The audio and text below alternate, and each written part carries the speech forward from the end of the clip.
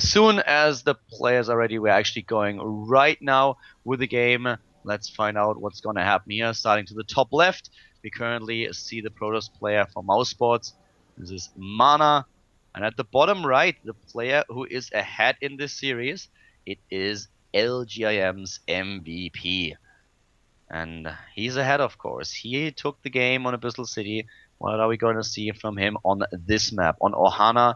And what is mouzMaNa going to do? He needs to win this game. If he wants to advance, he needs to take this game. He actually needs to win 2 in a row. Yeah, he needs to indeed. This is dire straits. This is the last game he has. You know, or the last life he has. If he loses here, that's over. If he loses the next game, he's also out. Yeah. A European player against the Korean. The game's, of course, being played on the North American server to make it fair with the lag conditions that we have. Both of them with a little bit of delay. But also, they are used to this by now. By now, you play so many games online between Korea and Europe that you play on NA over and over again. So this is something that you're accustomed to. It's of course always better if you have like an offline scenario, which is exactly why the IronSquid finals are being held in Paris. Yep. Which is a great location. Awesome. Yeah, that's going to be really, really great. I'm so looking forward to it. And now, still, this is the online part of the tournament. So once again, starting with a gateway here for mouzMaNa, and MVP this time not going into the command center first. No, he plays a little bit more safe. Yeah. Starting with the barracks here. And we could see gas. I don't think we will, but MVP has shown some gas builds on this map. Doesn't like it. It's a little bit too late for him to take it now. There are a lot of different builds. You can even go for the one base build where you go into the siege tanks and push, something that ASD has done. On this map against mouzMaNa, he really liked the strategy, and mouzMaNa wasn't ready for the timing. So very aggressive one base play. Sieged up tanks on the low ground, on the natural, are just really strong. And now late gas. He goes for it. Yeah, he goes for the gas. Could be a Hellion drop play. Could be. It's a very strong build, going for the Hellions and for the Marines, then the Medivac. Could also see just delayed Marauder into an expand, because he's got the gas a little bit later, so a few Marines and then going into the Marauders. I could see that. And the question now, of course, more being what exactly mouzMaNa is going to do. What you would usually expect is the one gateway into expand, the standard build that you see in this map. And on the other hand, we have MVP now heading out with one of his SCVs, looking for pylons, as it seems. Yeah, but he could also hide something. Could be tricky here. He has a lot of minerals, and there comes the command center. On the high ground, playing it safe here, not dropping it on the low ground, still looking for the pylons, but as pointed out, he could go for a bit of a proxy play. But he's getting the reactor at home, so it starts to seem less likely. It's really unlikely with the expansion that he builds now. We've seen this on Daybreak, where we have that normally, where Protoss players sometimes just, especially in TVT, just proxy the factory and sometimes the stuff. Yeah, Daybreak and Abyssal City are the maps for proxies, not this one, not Ohana. It's got more of a family feel to it, you know, you don't want to hide stuff. Yeah, exactly. It's a little bit too sneaky. So it's always good to share stuff with your family, you know. If you have a secret, you're like, well, I can't tell my family. Actually, yes, you can. They're your family. They love you. Of course you can tell them. Don't be worried. Just because your mom's kind of strict and you're not sure how she'll react, it's okay. She wants to know she can help you. Yeah, unless you have a really shitty family. Well, yeah. Then in that case... Then you're screwed. In that case, veto the map, so it's fine. Yeah, go for the map veto. I wonder how your mom is going to react to that. So. I veto this. And he's like, what? Go to your room. Nobody vetoed Ohana. They always just vetoed in Toon Valley. Go to your room now. Well, we have the expansion for both of them. And in the double tech lab now for the double upgrades and 3 barracks. So MVP. Heavy aggression without medevacs this time. Yeah. This will delay his tech a lot, but if he can do damage against mouzMaNa's build... He needs to do damage. Yeah, he needs to. If you go for a build like this, you need to do damage. But it's scary also for the Protoss player, especially since mouzMaNa has no clue. He didn't even scout at all. He didn't have anything at the bottom right. He does not know what's coming.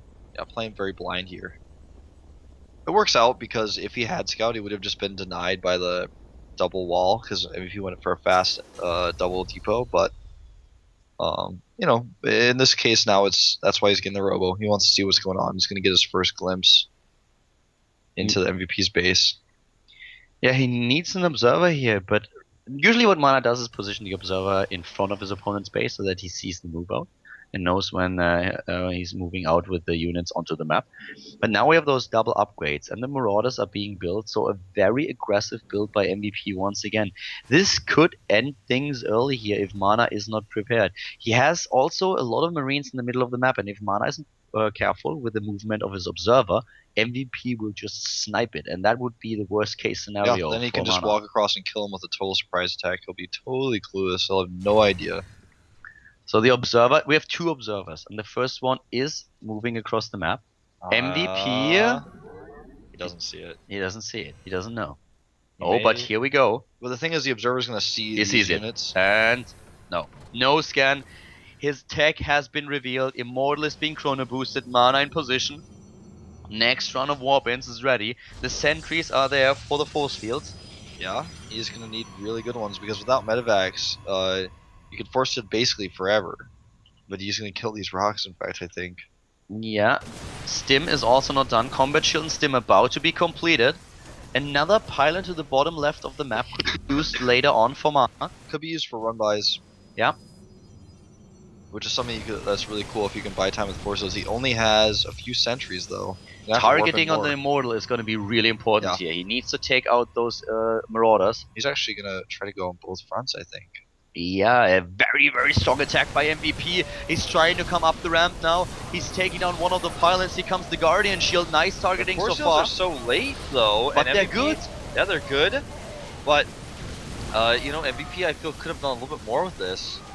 Yeah, MVP could have done more with this, but this he didn't have defense by Mana shells. was great. The defense is really good. Now the tech is a big problem for MVP because he didn't really do enough damage to warrant this. Now his factory hasn't even been started. He did nearly not do any damage at all. Mana did so much, and look at those force fields once again trapping two Marauders. This was so well done. MVP had a big problem when he was walking up the ramp. He went on attack move, and there was a pylon that he did not see before. That was the big problem. Yeah, suddenly those units attack the pylons instead of coming into the base. They stemmed and tried to target down the sentries. There was a lot more they could have done. That was a big win for Mana. Mana is now on his way to the second forge. He's chrono boosting the +1 armor upgrade, and he's going into Robotics Bay. 2 bases, more harvesters as his opponent, and MVP without a factory. Third is really important.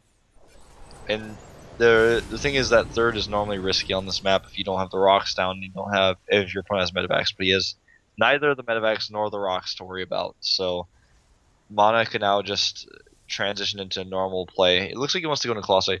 Building armor started for just a second. That was a mistake clearly as he canceled it and started his +1 weapons.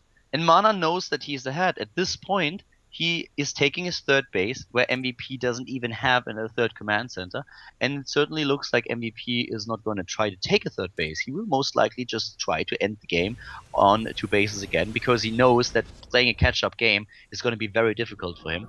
The issue with this is that he is already behind in upgrades. This time we have Colossi on the way. We have Twilight Council.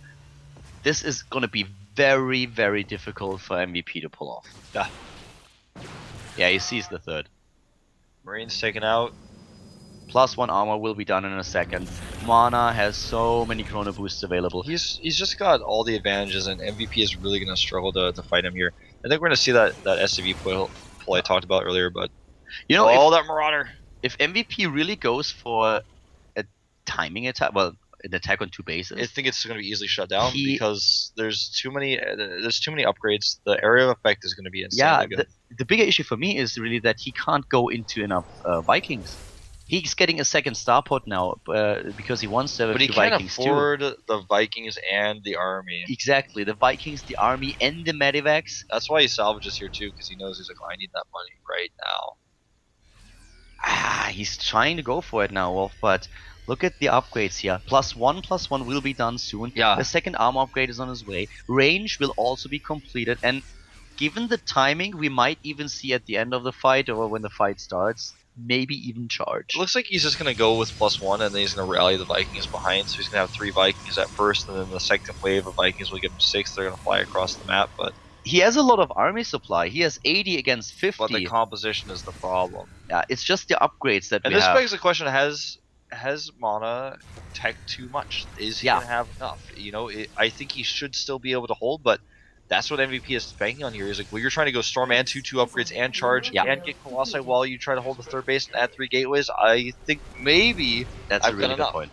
Maybe Mana was a bit too greedy, was too fast with everything. He doesn't have the numbers. He has the quality of units, but 70 army supply against 100 army supply for The MVP. upgrades are going to be so important. Can he finish those charges done? If he gets those upgrades out, it would be amazing And the for extra him. gates as well. He's got a bank building with that third base. He's got all 6 gases mining. If he gets just a few more seconds, he should be able to have another warp in. Mana isn't chrono boosting as he could, but +2 armor might be done. Look at the storm upgrade here. This is so close, and he has the Templar. If that completes, he will be able to do so much damage, and I think he will get the upgrade. Look at it. It's done. He can use Storm now. There are no ghosts. Here come the storms. Great storm, and the Colossi are taking some hits. The Zealot's not really able to fight, but the storms alone are awesome here. no.